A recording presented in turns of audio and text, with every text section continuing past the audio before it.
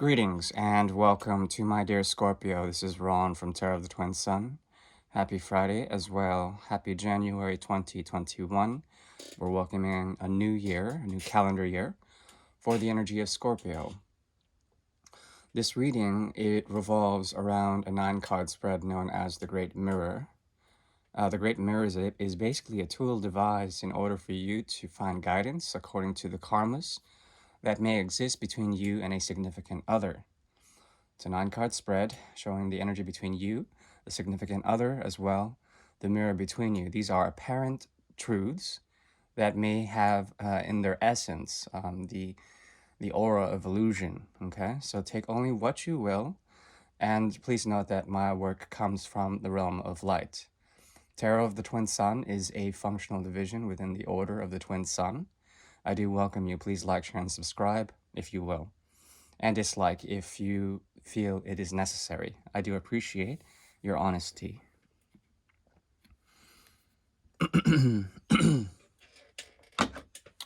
We'll go ahead and get started now. We'll be working from a deck from 1890. This is the Grand Alietta deck, which is a deck from BP Grimaud, Paris, France. It's 130 years old. We'll go ahead and get started now. The 8th house is open.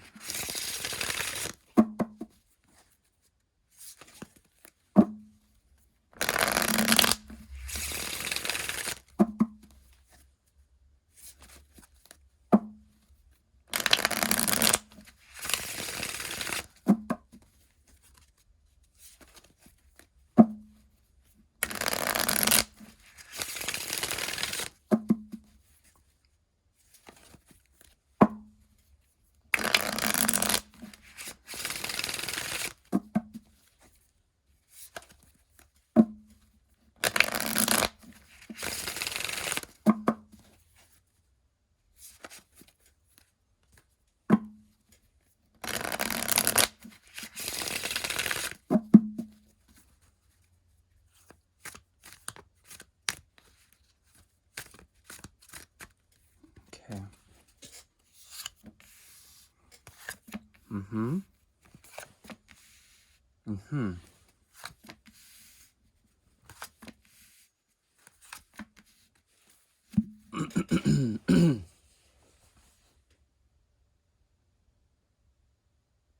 There's a great deal of mirroring going on here. In fact, a number of cards here signify a type of transference, smearing, and there is a tendency for especially people with Scorpio, I wouldn't call it an affliction, but Scorpio complexion. There is a realm that Scorpio deals with that has to do with fusing or bringing in together certain realities, certain dimensions, fusing them so that they become shared in terms of their own resources of time and space, okay? It is one of the mysteries of Scorpio that has come to me in terms of a flash. What I'm seeing here is, on a conscious level, an element of hard work that revolves around desire. The desire on one end to preserve a connection or to regenerate a connection. That has to do with a great deal of memory, or at least a great deal of karma, when it comes to its soul essence, okay? This has to do with the past. This has to do also with the generational karma that comes through the other from the past. And it seems to me that you're dealing with someone here that strikes at least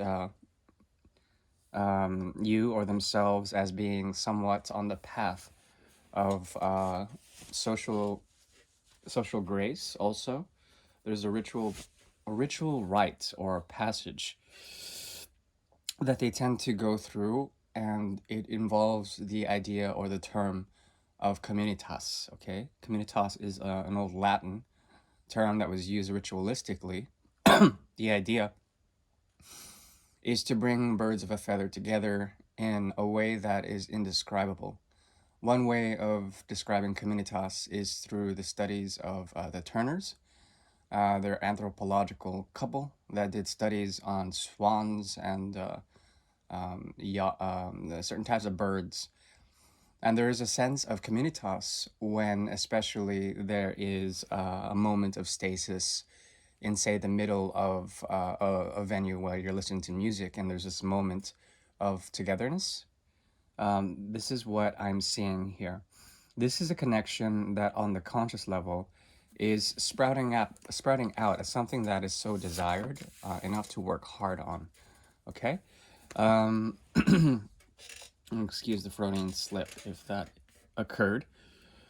We have here the bonne femme, which is the Queen of Rods in reverse. Okay. She holds a rod, she sits on her throne, and she brings that which she needs in order to rise into some sort of glory. Okay.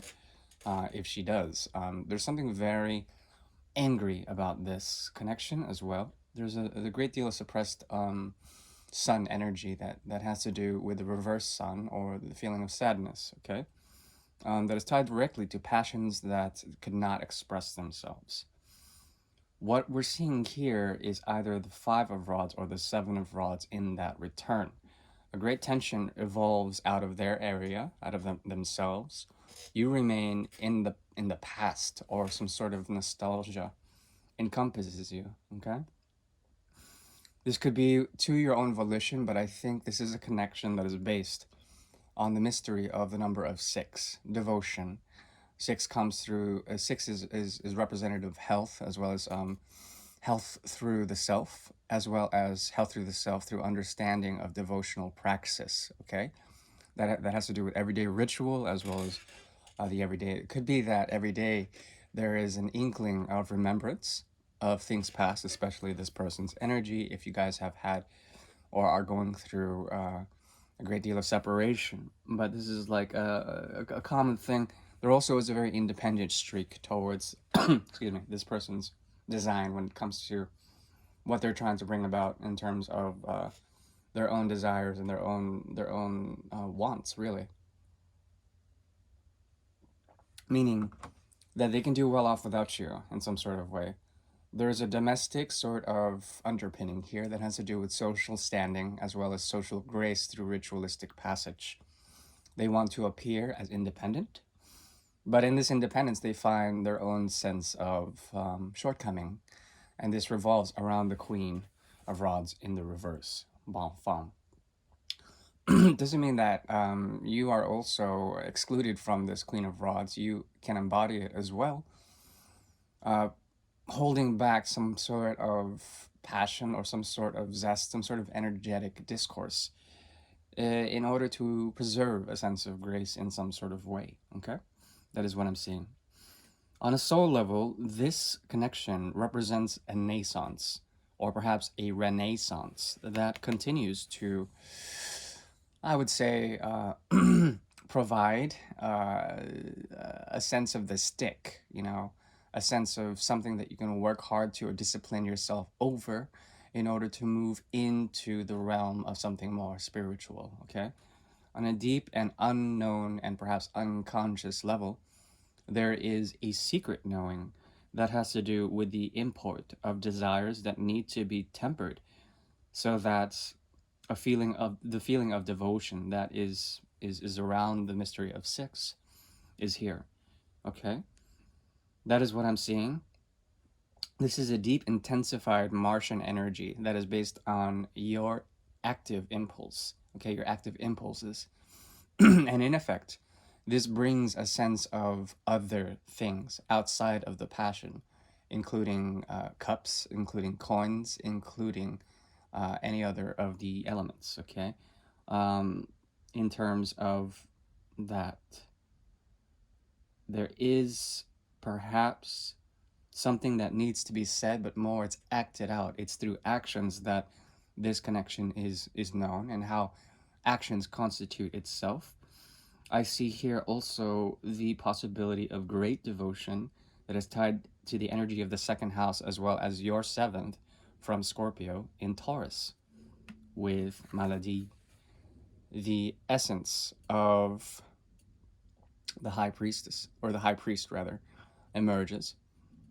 Okay, and the high priest is someone in royal garb who has, at least in this deck, an ace of rods. Okay, and there is a magical component that links to the magician, very closely related to the third house. There is a movement from the second to the third house here that has to do with the essence of devotion, but also constituting oneself in order to bring about a sense of glory or fame through the number of five. That Leo energy emerges once again.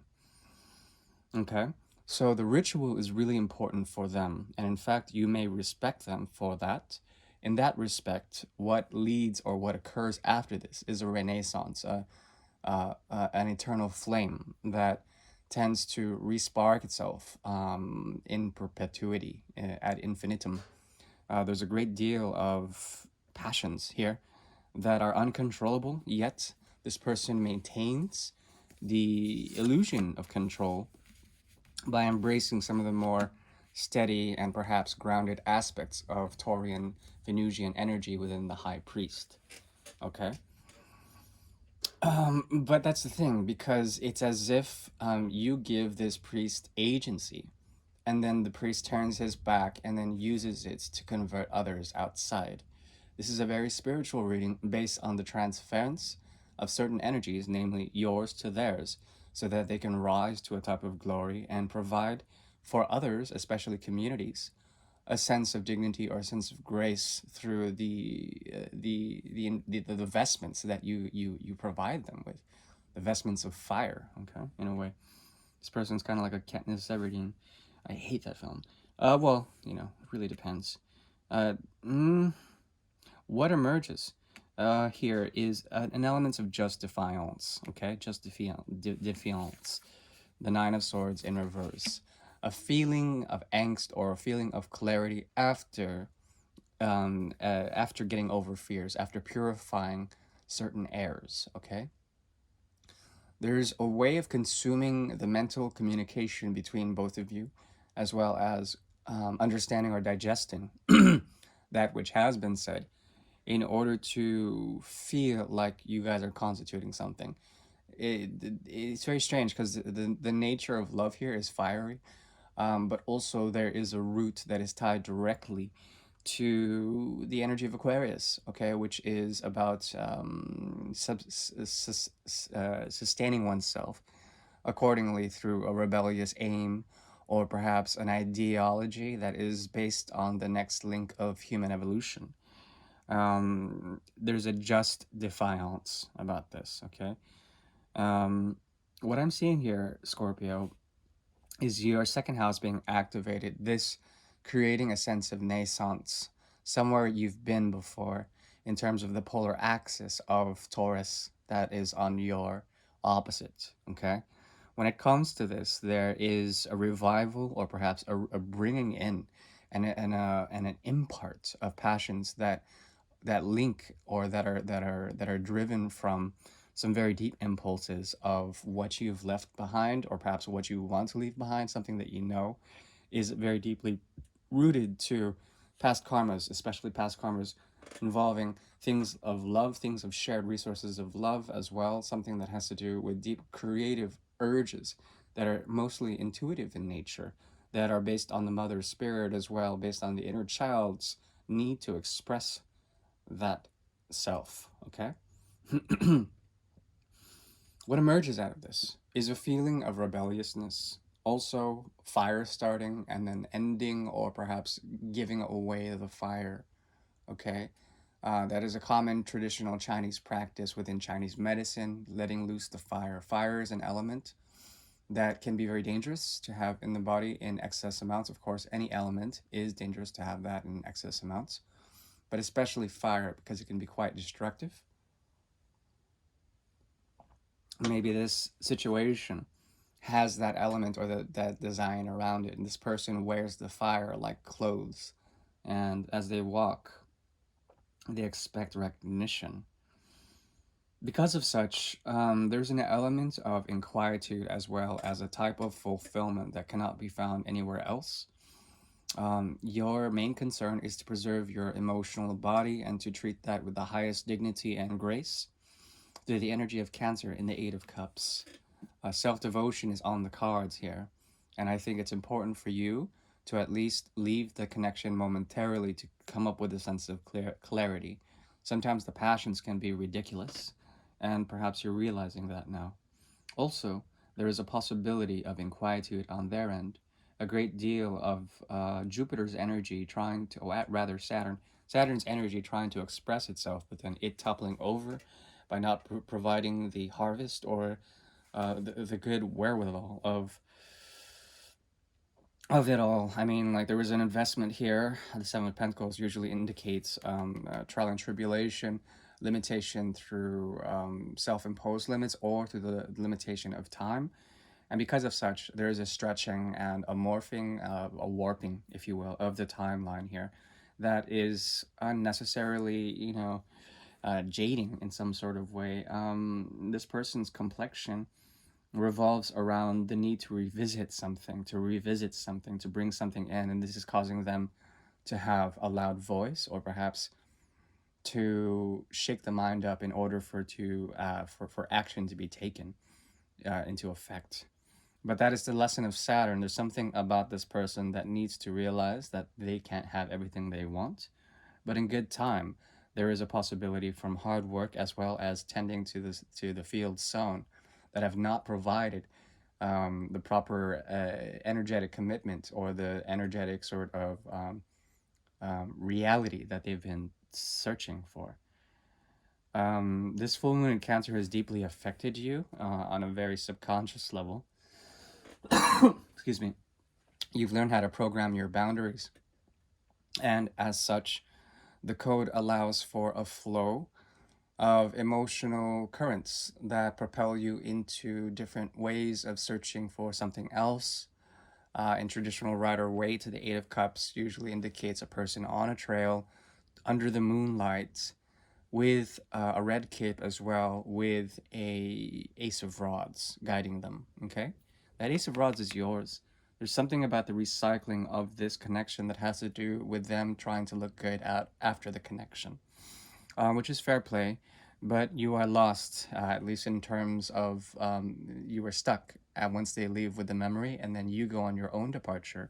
And what happens is possibly a feeling of corrosiveness or a rustic quality, something that you can hold as a trove, comes out of this memory, and it serves for you as a sense of truth or a way to cut things out. It becomes a tool for you. On their end, they learn how to balance out their ambition, their drive. They learn how to stay in the present as well. They learn a bit more about humanity and the limitations of humanity set upon the Saturn age. Okay. The age of Saturn is actually secretly, at least in terms of my own information, that comes randomly.